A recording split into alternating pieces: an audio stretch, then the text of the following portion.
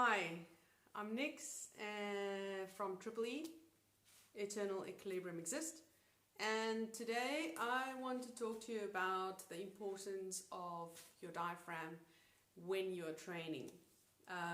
What does it actually do and what does it imply when you're actually working out? Now, a lot of people think just, start doing sports and everything just kind of works out. You get fit just because you go for a run or you get on a bike and you just go and do these things. And then as people start progressing, they start noticing, oh, hang on, but there's some people that has training programs and they actually work out, and then, okay, so they incorporate maybe some indoor training. A lot of cyclists have static bikes or they have rollers. There's many methods that they can train on their bike. And for specific sports like climbing, these guys think that the only training is climbing. Not true. So there is a very essential part in your body, and there's actually recent studies that shown that if you expand the diaphragm and you start working on your breathing, then you can make it easier on your training. Also for the recuperation. Now, I'm not talking about recuperating from an injury. I'm actually talking about recuperating after training.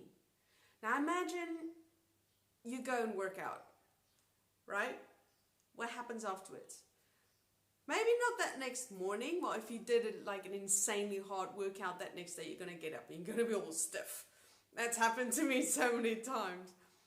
But a lot of times you go and you do some training and the next day you get up and you're like, you're okay, you feel fine.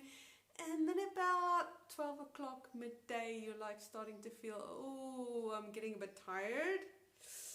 Okay, the body's starting to get stiff, and that day afterwards, it's like, whoa.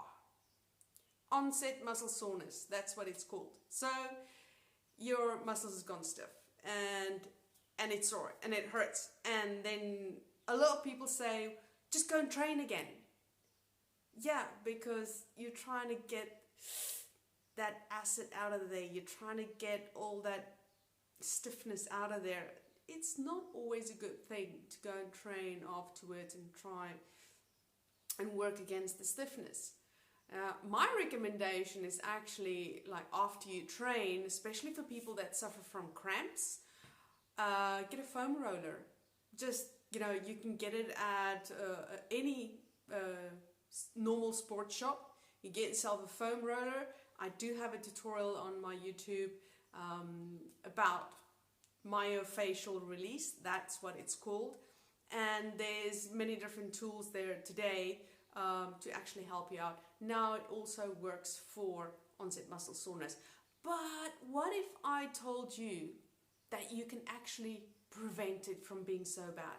And how many people actually get the inflammation for 3 days and you still feel like immensely tired for 4 days, and the recuperation is like so slow?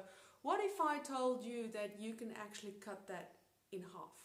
That you can actually shorten that time, and that your body doesn't have to have such a bad impact, and that you can enjoy so much more from training? What if I told you that I have techniques and I have innovative training that has everything to do with your diaphragm, it has everything to do with the way you breathe, and that can make your training so much easier, that can actually help you peak your performance and help you feel better on a daily basis generally. These little aches and pains and it's pulling in one side because your body automatically, most of us are right-handed, so one leg is working harder than the other leg. One arm is working harder than the other arm. So there's always one side suffering more than the other side because it's working harder. Now, what if I told you that I have the perfect method to actually alleviate that? To take those little aches and pains out of the training so that you can actually give it so much more. For you guys that go into competitions, what if I told you that if you're a high performance athlete and you're a triathlete and I can actually give you 3% more, make it possible for you to actually last just a little bit longer? That would make a difference, wouldn't it? Well, it did for me. Now, I do several different kinds of sports, and I also do adventures, some expeditions on my own. I don't go public with these things, but they are challenges, and sometimes, yeah, a little bit hard. And I must admit that I haven't always been in a situation where I could do that forever. I've had injuries. There was a point in my life for about half the year that I couldn't, that I could barely walk because I had inflammation in my lower back, and one of the discs just slightly slipped out. That's an old injury from overtraining that came back, and I just rejected injections. That wasn't a solution for me. So that led me to the investigation of what I found in breathing techniques and doing work on the diaphragm, expanding the diaphragm. And these techniques has been used since 3,000 years ago. In yoga, they call it Uddiyana Bandha. Now, I'm not going to teach you yoga. I'm not qualified to teach yoga, and I don't teach yoga. I do practice it, and I think it's amazing, and I think it's really good, especially if you want to incorporate some stretching exercises. I think that's a huge bonus for those days that you do not train specifically out there in open air, only doing your sport. So I am a qualified personal trainer through Reebok, and I do have my clients do other type of training, for instance, any kind of running or cycling, quad workouts. You need to work on your hamstrings. That is perfect. Obviously, if you're a climber, I'm gonna incorporate, bicep curls, burpees, other sorts of training that's going to be benefiting the muscle to work on its own if you exclude that. And that's a different kind of training that I incorporate. So I do think for any kind of sport, yoga is a huge benefit. But what I teach is abdominal vacuum breathwork. The method is called low pressure fitness. Now I call it LPF. LPF just so much easier to say now, isn't it, than low pressure fitness. Low pressure fitness has been designed, it's not new. It's nothing new. It's actually a combination of various other methods that has worked, but all separately. And what they did, the doctor that actually came up with this, and she did a whole thesis and a study on this, scientifically proving that it actually improves your training and makes it so much easier and can alleviate aches and pains like I explained in the beginning. That's all scientifically proven.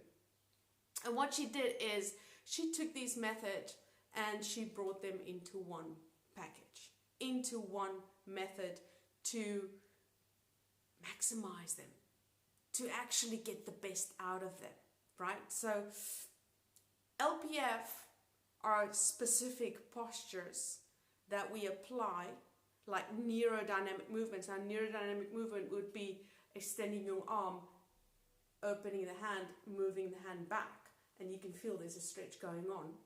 Now, if you move your head that way as well, the stretch runs up there. And that's neurodynamic movement, because these nerves endings, they start sliding, start moving. They can't stretch, but they can move. And the more lubrication you have and ability you have, for instance, in your wrists or in your upper back, the less headache you're going to have, the less neck pain you're going to have, the less upper back problems you're going to have. Same with the lower back. So the more certain movements we apply and start incorporating into our training, the less lower back pain we're going to have, because the sciatic nerve can actually extend and start moving in its own space. They all have their own space, but because we sometimes overtrain and we're not stretching the way we should, and we're not actually paying a lot of attention because we enjoy training so much, what happens is we forget that these guys need their space. All these nerves, and they create a lot of pain unnecessarily, because all they want is space to move. So we have to create that space. That's one thing that we actually look at. So these postures are actually designed to literally create space for the nerves, but also for the vertebrae. So you actually teach your body to extend itself and to create space. Okay, it looks beautiful, like your posture is insane, right? And you automatically have this inner core power that just holds you up. That's one of the benefits that happens. But the other benefit, and so essential, that I've noticed in my training, it happened, it was last summer when I that was the first time it blew my mind. I went for a run and I saw this hill. It was like the never-ending story kind of hill. And I was running and I was like, look, it's hot. I'm in Mallorca. It's humid. And it was like, I think it was like huge, 35 degrees, 35 or 36, I can't remember exactly, but it was one of these extremely hot days. It was August. And I was running and it was hot. I was sweating. And I thought, there's no way I'm going to be able to run that hill. I mean, I knew what I was capable of doing. I have been running the whole winter, the whole springtime and summer. I started going down a little bit. I started cutting my run shorter, going earlier in the morning, even like 3 o'clock in the morning when it's normally coolest in summer.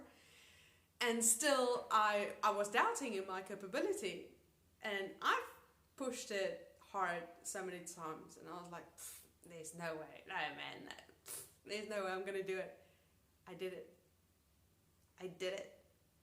And the only difference I could feel was that my chest was expanding more than ever before. The difference that I felt was like the breathing, that's where everything happened. Like, and it wasn't like I had this, I had more lung capacity, but it wasn't about that. There was something that happened inside my body because of the oxygen. Now, if you're into sports and you're a personal trainer like I am, or maybe you're into science, you know that the main thing for energy is oxygen. Now, if you hold your breath, if oxygen is not there, energy doesn't happen. It's just, it doesn't happen. Okay, the other thing that helps that energy are liquids. Hydration. That's why they say you need to hydrate, because otherwise you get tired. And when you have that fatigue, it's not going to happen. So it's two main things are oxygen and hydration, right? Oxygen. What carries oxygen? Red blood cells. Okay, now we're getting to a big secret that I'm going to share with you. That happened to me last year for the first time. Now I've been training and I've been teaching vacuums, the LPF method specifically. I have, and I do train other methods like the yoga method. I do enjoy it, but it doesn't give me what the LPF method gives. Now LPF, what that actually has given me, because it's interval vacuums that we work on. It's about minimum half-hour trainings of doing specific postures and vacuums to maximize the diaphragm. Now, when you do interval vacuums, the body automatically starts creating more red blood cells. Now, I know in the old days, well, not the old days, but in sports, you get some athletes actually dope themselves, kind of, by injecting themselves with their own blood. Why do they do that? Now this is just an example. I'm not saying go and do that. Actually, don't do that, because it's not something you want to cause. You actually, I mean, we all go, we want to train because we love training, we love the exercise. But it's just a comparison that I'm trying to make. That what these guys did is they actually injected their own red blood cells so that they can have more red blood cells. Now, when you have more red blood cells, then you have more oxygen. When you have more oxygen, it's easier to push yourself past that plateau. You know, sometimes you get and you like get to the same level. It feels sometimes like you can't push yourself any further. Like it's not getting any easier, and that sometimes can be a little bit frustrating. Always, you know, it's always sore. Why can't I just, you know, start enjoying it at an earlier point? Well, you can, because you can actually teach your body, and this starts happening if you're consistent with the training. After 3 months, your body will start. Now, it's not going to duplicate. No, that doesn't happen. This is a natural thing that your body actually naturally does. But it starts creating more red blood cells, and therefore you will start having more oxygen in your body, and therefore training will get easier. And also, what this training teaches you and teaches your body is to maximize lung capacity. Now, lung capacity means more oxygen intake. It means that when you actually take that breath, how many times have you done a sprint and it's burning your chest? It hurts so much, you can't. Well, imagine that burning doesn't come. Imagine that doesn't happen, and that's what happened to me that day.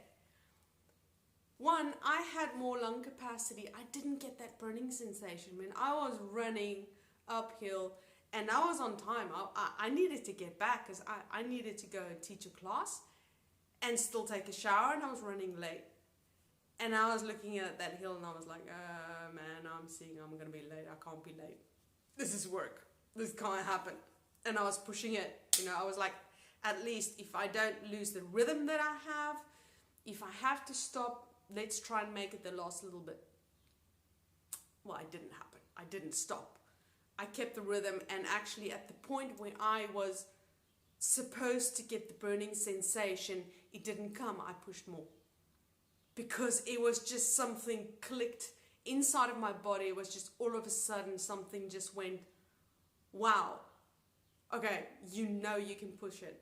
You know you can go so much further. And that was the first time it happened to me. I mean, I completely freaked out. I went online to everybody telling the story because it was just insane. I understood, I comprehended, and it's an amazing feeling being able to push yourself just so much further in such a quick time as well. But then again, training that method, you have to be consistent.